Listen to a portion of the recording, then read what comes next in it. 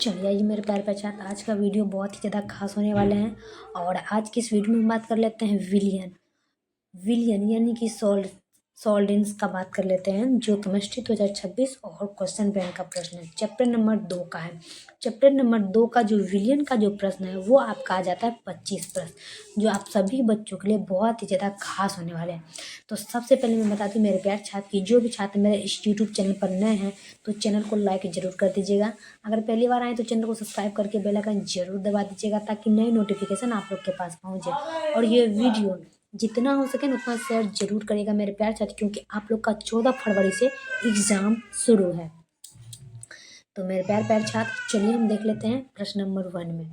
कहा कि शुद्ध जल की मोलरता क्या होती है। याद रखेंगे, अगर एग्जाम में पूछे कि शुद्ध जल की मोलरता क्या होती है तो शुद्ध जल की मोलरता होती है 55.55। कितनी होती है? 55.55। अगर पूछ दिया जाए कि 55.55 किसकी मोलरता होती है तो याद रखना है शुद्ध जल की। Option number 3। चलिए एक आंसर से 2 प्रश्न निकल जाते हैं। चलिए दूसरा में देखते हैं। दूसरा में कह रहा है कि 10 लीटर 10 मोलर m/10 घोल के लिए मूल्य की मात्रा क्या होगी। प्रश्न देखिए कह रहा है कि 10 लीटर 10 मोलर m/10 घोल के लिए मूल्य की मात्रा क्या होगी, मतलब m/10 घोल के लिए मूल्य की मात्रा क्या होगी। तो चलिए हम जानते हैं, तो ये आपका हो जाएगा 1.0 मोल। क्या होगा? 1.0 मोल। ऑप्शन नंबर सी लगाएंगे हम 1.0 मोल। चलिए अगला देखेंगे। अगला आता है तीसरा नंबर में। तीसरा में कह रहा है कि निम्न में कौन सहजात गुण कलेक्टिव प्रॉपर्टी है। कि निम्न में कौन सहजात गुण कलेक्टिव प्रॉपर्टी है। तो चलिए हम जानते हैं कि निम्न में कौन सहजात गुण है। तो निम्न में जो है ना परासरणी दाब जो है ना सहजात गुण है। परासरणी दाब क्या है? सहजात गुण। तो इसका आंसर होगा ऑप्शन नंबर ए। परासरणी क्या है? सहजात गुण यानी कि collective property. Option number A. चलिए अगला देखेंगे हम 4 का। 4 में कह रहा है कि यदि KCl जलीय घोल 100% विघटित होता है तो वॉन हॉफ गुणांक क्या होगा। यदि KCl जलीय घोल 100% विघटित होता है तो वॉन हॉफ गुणांक क्या होगा। चलिए हम जानते हैं कि वॉन हॉफ गुणांक क्या होगा। 4 का वॉन हॉफ गुणांक होगा 2। ऑप्शन नंबर ए लगाएंगे हम 2। क्या होगा? 2।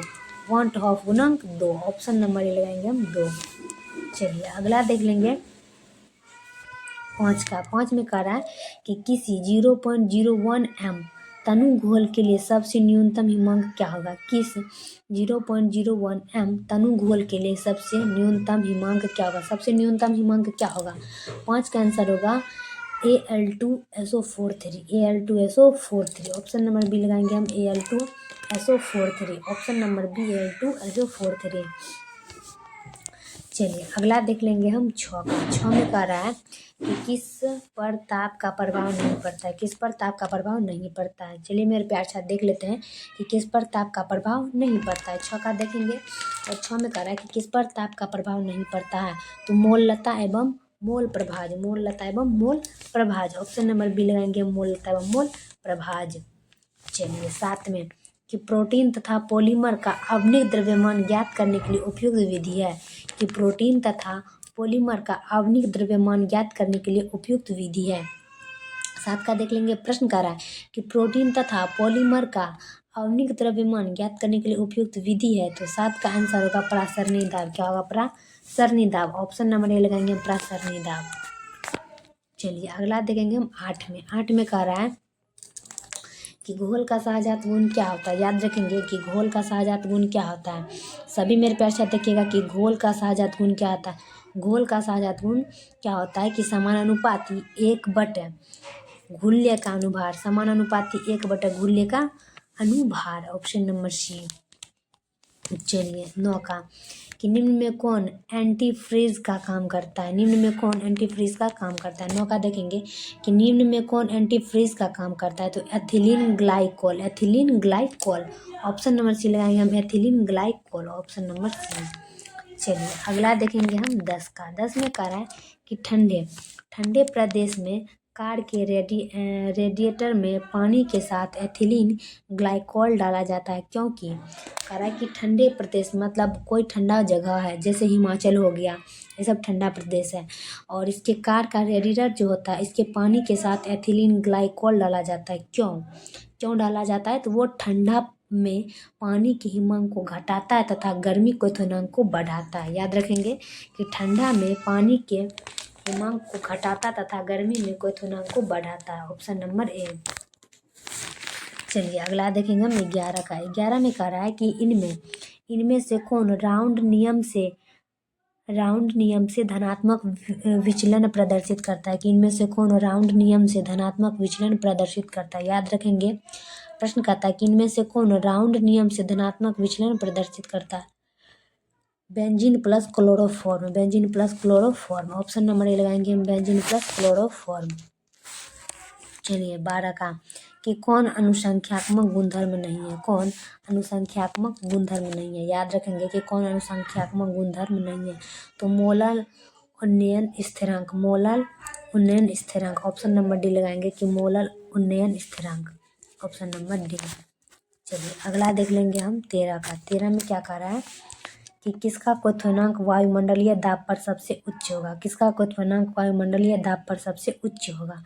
13 का देखेंगे मेरे प्यारे छात्र। प्रश्न कह रहा है कि किसका क्वथनांक वायुमंडलीय दाब पर सबसे उच्च होगा। 13 का आंसर जो है ना आपका, वो आंसर आ जाएगा 0.1 metre C6H12O6, 0.1 metre C6H12O6। Option number D.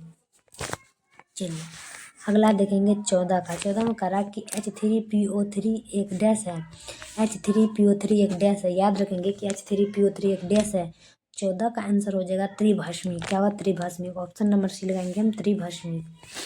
चलिए अगला देखेंगे 15 में कि 5 ग्राम ग्लूकोज 20 ग्राम जल में घोला जाता है तो विलयन की भार प्रतिशतता होती है। प्रश्न करा कि 5 ग्राम ग्लूकोज 20 ग्राम जल में घोला गया है तो विलयन की भार प्रतिशतता क्या होती है।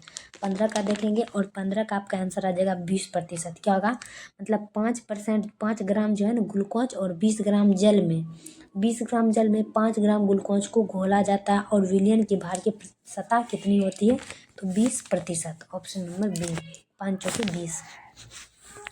चलिए 16 का कि विलयन में विलय की मोललता किस यूनिट में व्यक्त की जाती है, कि विलयन में विलय की मोललता किस यूनिट में व्यक्त किया जाती है। याद रखेंगे प्रश्न कहता है कि विलयन में विलय की मोललता किस यूनिट में व्यक्त की जाती है। 16 का आपका हो जाएगा मोल किलोग्राम माइनस विलायक, मोल किलोग्राम -1 विलायक। Option number C. चलिए अगला देखेंगे 17 का। 17 में कह रहा है कि निम्न में से विलयन का जो गुण ताप पर निर्भर नहीं करता वह डैश होता है, कि निम्न में से विलयन का जो गुण ताप पर निर्भर नहीं करता है वह डैश होता है। तो 17 का आंसर होता है मोललता। क्या होगा? मोललता। प्रश्न कह रहा है कि निम्न में से विलयन का जो गुण ताप पर निर्भर नहीं करता वह क्या होता है? मोललता। Option number B. चलिए 18 का देख लेंगे कि जल की मोललता क्या होती है, जल की मोललता क्या होगी। 18 का देखेंगे जल की मोललता क्या होती है, तो 55.5 mole litre -1, 55.5 mole metre -1। Option number C. चलिए अगला देख लेंगे हम 18 के बाद 19 का। 19 में कह रहा है कि उच्च अनुभार के पदार्थ का अनुभार निर्धारित करने के लिए निम्न में सबसे उत्तम विधि क्या है। प्रश्न कहता है कि उच्च अनुभार के पदार्थ का अनुभार निर्धारित करने के लिए निम्न में से सबसे उत्तम विधि क्या, मतलब निम्न से सही विधि क्या है। तो निम्न में से सही विधि हो जाएगा प्रासरण दाब का मापन। क्या होगा? प्रासरण दाब का मापन। प्रश्न कहता है कि उच्च अनुभार के पदार्थ का अनुभार निर्धारित करने के लिए निम्न में से सबसे उत्तम विधि क्या है? प्रासरण दाब का मापन। Option number C. चलिए 20 का कि निम्न जलीय विलयनों में सबसे श्रेष्ठ विद्युत चालक है तो डैश के लिए। प्रश्न कर रहा है कि निम्न जलीय विलयनों में सबसे श्रेष्ठ विद्युत चालक है तो डैश के लिए। 20 का हो जाएगा 0.1 MkCl। प्रश्न कर रहा है कि निम्न जलीय विलयनों में सबसे श्रेष्ठ विद्युत चालक होता है क्या, तो 0.1 MkCl, 0.1 MkCl। Option number A.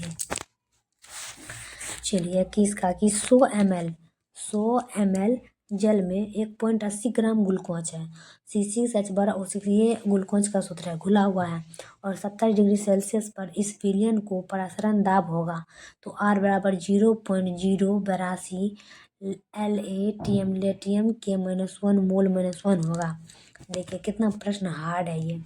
कह रहा है कि 100 ml जल में 1.80 ग्राम ग्लूकोज है और ग्लूकोज का सूत्र है C6H12 तो घुला हुआ है। ग्लूकोज जो है ना 1.80 ग्राम जो है घुला हुआ है 100 ml में।